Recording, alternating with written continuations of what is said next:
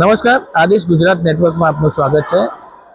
કહેવત છે ને કે મન હોય તો માળવે જવાય। આ કહેવતને સાર્થક કરી છે પાલનપુરની સ્કૂલ ઓફ સાયન્સના વિદ્યાર્થીઓ। જે વિદ્યાર્થીઓ કે જે ધોરણ 1 થી 8 માં પ્રાથમિક શિક્ષણ મેળવી રહ્યા છે, પરંતુ આજે જે સાયન્સ એક્ઝિબિશન છે તેની અંદર તેમને એટલા મહત્વના અલગ અલગ પ્રોજેક્ટો બનાવ્યા છે।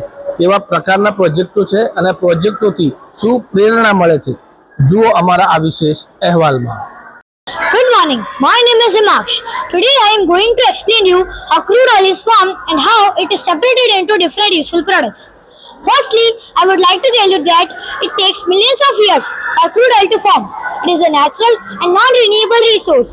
That means it is a resource that cannot be replenished over a human lifespan. Good morning everyone. My name is Jenny from class 3rd B. I am Rakesh Sharma. Rakesh Sharma was first Indian astronaut. He was born on 13 January 1949 in Punjab. His father name was Devendranath Sharma. His mother name was Tripti Sharma. He was very interested in science since childhood. At the age of 21 he joined Indian Air Force. Thank you. Have a nice day. શું કહેશો, આજે science એક્ઝિબિશનમાં આવ્યા છો, કેવું લાગ્યું અને શું સંદેશો? હું doctor Bhupendra Patel, Duke robotic hospital Palanpur. Actually હું આજે વાલી તરીકે આવેલો છું। હું ને મારા વાઈફ પૂજા બંને જોડે છીએ। અમે સાયન્સ એક્ઝિબિશન નિહાળ્યું છે। ખૂબ જ સરસ આઈડિયાઝ બચ્ચાઓએ લાવ્યા છે। મારા બંને બાળકોએ આમાં ભાગ લીધેલો છે અને ઘણા બધા અલગ અલગ નવીન પ્રોજેક્ટ્સ છે જે ફ્યુચરિસ્ટિક આવનારા ભવિષ્યને ધ્યાનમાં રાખીને ઘણા બધા નવા આઈડિયાઝ આપ્યા છે બાળકોએ અને ખૂબ સારી તૈયારી છે, ખૂબ સારું સેટઅપ છે અને શાળા અને ટોટલ પરિવારને હું એક ધન્યવાદ કહીશ કે આટલો સારો પ્રોજેક્ટ એમણે અહીંયા એનું પ્લાનિંગ કર્યું છે। શું સંદેશો આપશો બાળકોને? બાળકોને એ જ સંદેશ છે કે આવનારી પેઢી માટે થઈને અને ફ્યુચરને ધ્યાનમાં રાખીને આપણા વાતાવરણને અને એનું સંરક્ષણ કરતાં આપણે કંઈક નવા પ્રોજેક્ટ્સને નવી વસ્તુઓ ડેવલપ કરીશું તો એ આપણા માટે અને આપણા દેશ માટે ખૂબ સારું રહેશે। My name is Rudra. इस अधिक ताप और दबाव के कारण ये मृत जीव धीरे धीरे क्रूड ऑयल पर और प्रकृत गैस में बदल जाते हैं। इनका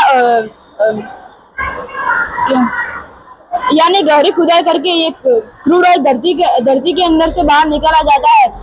सबसे नीचे रेसिड्यू बचता है जिससे बिटुमन और डामर बनाए जाते हैं। इनका उपयोग सड़क बनाने और डामर और वाटर प्रूफिंग में किया जाता है। हमें यह याद रखना चाहिए कि दोबारा क्रूड ऑयल जल्दी नहीं बन सकता, इसीलिए इसका उपयोग सोच समझ के करना चाहिए, व्यर्थ नहीं करना चाहिए। Thank you. Have a nice day. Hello everyone, I am here with a message from nature.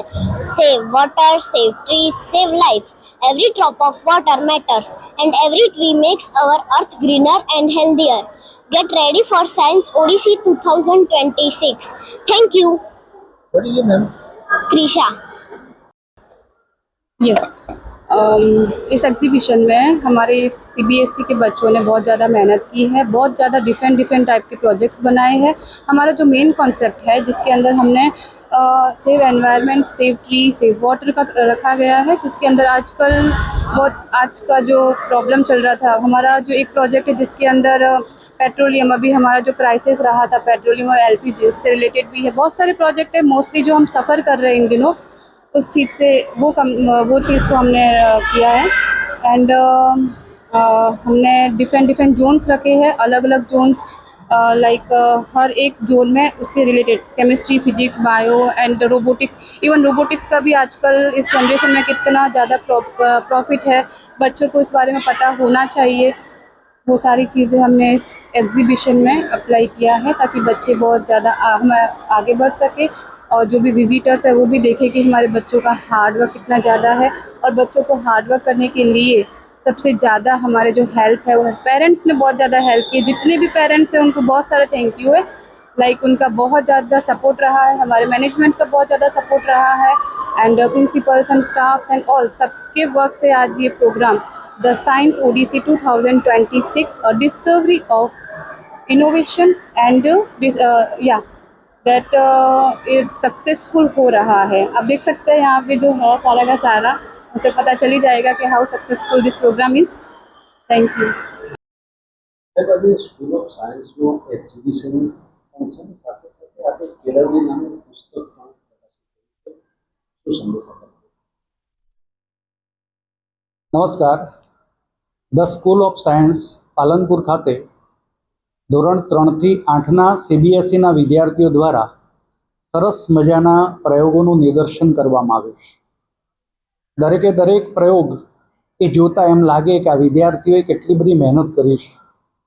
નાના નાના બાળકોને જ્યારે આપણે આ પ્રયોગ કરતા જોઈએ છે, એમને સમજાવતા જોઈએ છે, ત્યારે આપણને એમ લાગે છે કે એક નાના છોડની અંદર વટવૃક્ષ થવાની જે તાકાત રહેલી છે એ આ બાળકોમાં જોવા મળે છે.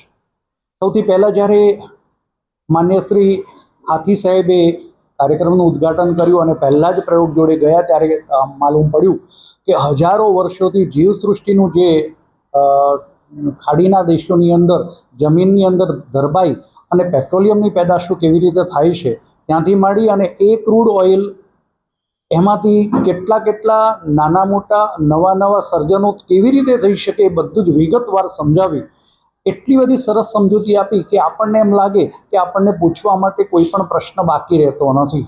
અને તો પણ વિદ્યાર્થીઓમાં એટલો બધો આત્મવિશ્વાસ છે કે તમે કોઈ પણ પ્રકારનો પ્રશ્ન પૂછો તો ત્વરિત રીતે જવાબ આપે છે. નાના અન્ય પ્રયોગો ખૂબ જબરજસ્ત હતા. એમને છોડની અંદર રણછોડ કેવી રીતે દેખાય એ પ્રકારનું પ્રકૃતિનું જતન કરી શકાય એ વાત કરી. સાથે સાથે ટ્રાફિકનું નિયમન કેવી રીતે થઈ શકે, AI દ્વારા સ્કૂલની અંદર પરિસરમાં ચાલતી AI લેબ દ્વારા કેટલું સારું અને સચોટ માર્ગદર્શન આપી શકાય તેનું નિદર્શન કરતું એક મોડેલ પણ વિકસાવ્યું. ખરેખર the school of science Palanpur પરિવાર સાથે સાથે તમામ આચાર્યશ્રી, શિક્ષક મિત્રો જેમણે મહેનત કરી છે અને વિદ્યાર્થીઓને આ સાથે હું અભિનંદન આપું છું. અસ્તુ. નમસ્કાર. તારીખ 3/7/2026ના દિવસે વીરપુર આશ્રમ મુકામે કેળવણી નામના મારા પુસ્તકનું વિમોચન કરવામાં આવ્યું અને જે બદલ પ્રતિષ્ઠિત ડૉક્ટર ચંદ્રવદન અને કમુબેન મિસ્ત્રી સાહિત્ય પરિષદ તરફથી નરસિંહ મહેતા એવોર્ડ આપવામાં આવ્યો. કેળવણી એ વર્ગખંડની અંદર અક્ષર જ્ઞાન સાથે સાથે આપણને જે કેળવણી આપવામાં આવે છે એને લગતું એક પુસ્તક છે. મેં વિદ્યામંદિર સંકુલની અંદર અને અત્યારે પણ વિદ્યાર્થીઓને જે વર્ગખંડમાં વાતો કરી છે એ વાતોને અનુલક્ષીને મેં એમાં લેખ છાપ્યા છે. 5-7 મિનિટની આ વાર્તાઓ એ જીવન જીવવા માટેનું પરિબળ પૂરું પાડે છે અને આવી નાની વાતો સાથે એ વર્ગખંડમાં કરેલી વાતોથી કેટલાય વિદ્યાર્થીઓના જીવન બદલાયા છે. મને બરાબર ખબર છે કે કેટલીક વાર માણસના અંગોનું દાન કેવી રીતે કરી શકાય એ વિષય લઈ અને વર્ગખંડમાં જે વાત કરેલી એના ઉપરથી બ્રેન ડેડ વ્યક્તિઓ પોતાના સ્વજનનું અંગદાન કરવા માટે પણ તૈયાર થયા છે. અને એ રીતે મને જોતા એમ આનંદ થાય કે કેળવણી વિષયક પુસ્તક એ જે નાના ભૂલકાઓ વાંચશે એ બધા જ બાળકોના જીવનમાં જરૂરથી પરિવર્તન લાવશે.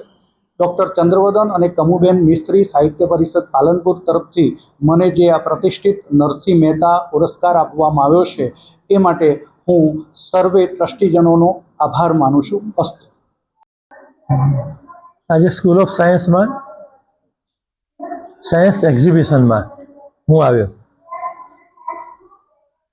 એમનો જે મેઇન થીમ છે એ ડિસ્કવરી ટુ ઇનોવેશન્સ. એમના સબ થીમ છે ક્રિએટિવિટી, ઇનોવેશન એટસેટરા. એમનું ઇન્વિટેશન કાર્ડથી એમની ક્રિએટિવિટી અને ઇનોવેશન શું છે એ ત્યાં જ મને ખબર પડી જ્યારે એમના મેડમ મારે ઘરે ઇન્વિટેશન આપવા આવ્યા. અને ત્યાર પછી આજે જ્યારે વિવિધ સ્ટોલ્સની મુલાકાત લીધી ત્યારે પહેલા સ્ટોલમાં જ વિદ્યાર્થીએ મને પૂછ્યું કે એની ક્વેશ્ચન્સ.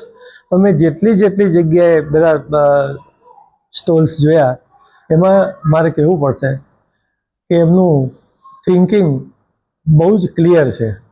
એટલે બને ત્યાં સુધી ક્વેશ્ચન ઉદ્ભવતા નથી. અને આવું એટલે મારે સ્કૂલના જે સાયન્સ ટીચર, એમના પ્રિન્સિપાલ, એમના ટ્રસ્ટી, જેમને બાળકોને તૈયાર કર્યા છે એમને સૌને અભિનંદન છે. And I am really please to witness this at the age of 82. Thank you. Good morning. Myself Tara Mali. I am a part of the School of Science. I am a science teacher. This time we arrange science exhibition at a huge level. हमने इस बार school में जो science exhibition the science odyssey 2026 journey of discovery and innovation, इसमें हमारे बच्चों ने बहुत ज़्यादा इसको कट हो जाएगा, ये हो जाएगा। તો આપણે જોયું કે કોરોના બાદ જે પ્રકારે સરકાર દ્વારા પણ પર્યાવરણ ઉપર ભાર મૂકવામાં આવ્યો હતો અને સ્કૂલ ઓફ સાયન્સના આજના સાયન્સ એક્ઝિબિશનમાં પણ વિદ્યાર્થીઓએ પર્યાવરણને લગતા અનેક પ્રોજેક્ટો બનાવ્યા છે અને તમામ સમાજના લોકોને પર્યાવરણ બચાવવા માટેનો સંદેશ આપ્યો છે. રમેશ પટેલ, આદિશ ગુજરાત નેટવર્ક, બનાસકાંઠા.